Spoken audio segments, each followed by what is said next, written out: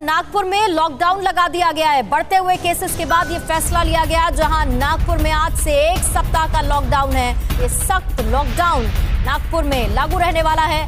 हालांकि इमरजेंसी सेवाओं को बाहर निकलने की परमिशन है, छूट दी गई है। नागपुर में 24 घंटे में कोरोना के 2353 नए केस सामने आए हैं और आज से 1 सप्ताह का लॉकडाउन नागपुर में लागू कर दिया गया।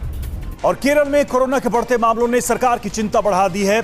बढ़ते मामलों को देखते हुए सरकार ने एक बार फिर से राज्य में लॉकडाउन लगा दिया। केरल में पिछले 24 घंटे में 17,481 नए केस सामने आए, जबकि एक दिन में राज्य में वायरस से 106 लोगों की जान चली गई।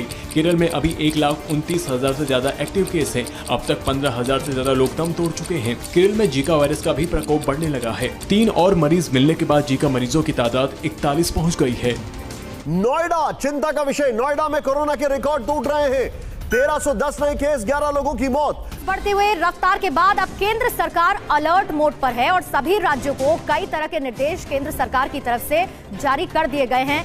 या तो बिहार में इसी तरीके से केसेस बढ़ रहे हैं, जिसके बाद बड़ा फैसला नीतीश सरकार ले रही है। नई गाइडलाइंस भी लागू कर दी गई है। आज से बिहार में सभी स्कूल और कॉलेजेस बंद रहेंगे और जो सार्वजनिक समारोह हैं उसके लिए नीतीश सरकार की तरफ से नई गाइडलाइंस जारी कर दी गई हैं। जहां पर पॉजिटिविटी रेट 10% से ज्यादा है, वहां पर सख्त पाबंदी लगाए सरकारें। ये केंद्र सरकार ने कहा है, क्योंकि कोरोना की तीसरी लहर को रोकना बहुत ज्यादा जरूरी है।